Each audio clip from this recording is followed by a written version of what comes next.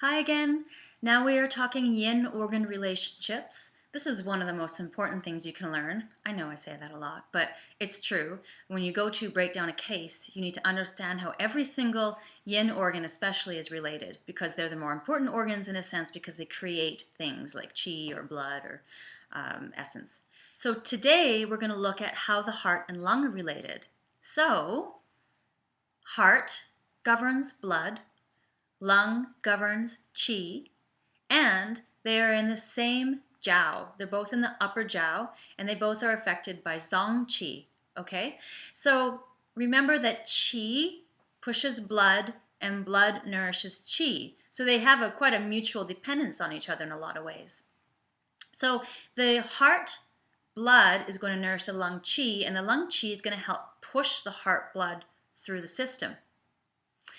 Also, the emotions that can affect these guys, and of course we all know that the heart is the emperor. It's the one sitting there on his throne in the middle of the chest, ruling all of the emotions in the body. Any emotion that happens is going to affect heart. And also liver, because the liver qi will be affected to the direction that the energy is going, right? So if you're angry and the energy goes up, that's liver energy. If you're scared and the energy goes down, that's the liver moving that energy. The heart rules all aspects of Shen.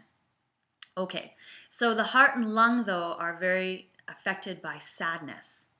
And what does sadness do in the body? Remember that each emotion does something to the qi in the body, which make another great video, actually, now that I think about it. But sadness dissolves qi, which means it weakens qi. So let's pull this out a little bit then. So if let's think of it like this. If someone has a lung qi deficiency, what could happen to heart?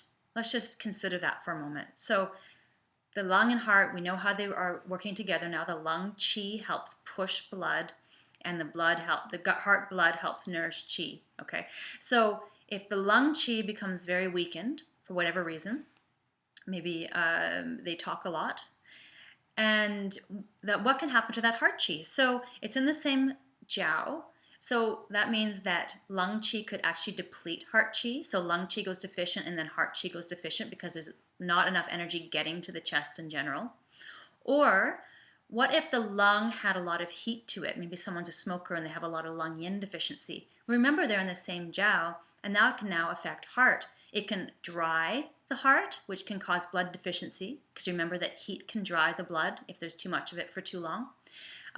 And it can also dry heart yin, so maybe you end up with lung and heart yin deficiency.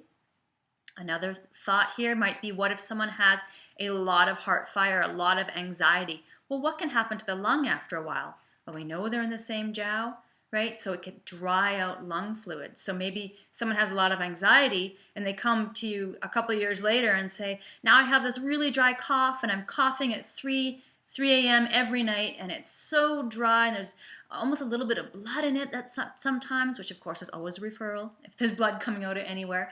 But you can certainly go, okay, they had a lot of heart fire for years. Heart and lung are in the same jiao. So I think that what's happened here is that fire has dried out the lung, and now we have this lung yin deficiency happening. What about if someone has a lot of lung qi deficiency? What can happen to heart blood? Let's think about that. So remember that lung qi pushes heart blood through the body. So if lung qi is not pushing heart blood through the body, then what about heart blood stasis? So maybe someone has had lung qi deficiency for many, many years, and now they're coming for some kind of stabbing chest pain or something like this. So you see now why the yin organ relationships are so important. There's many more. I just chose this one here just to highlight it.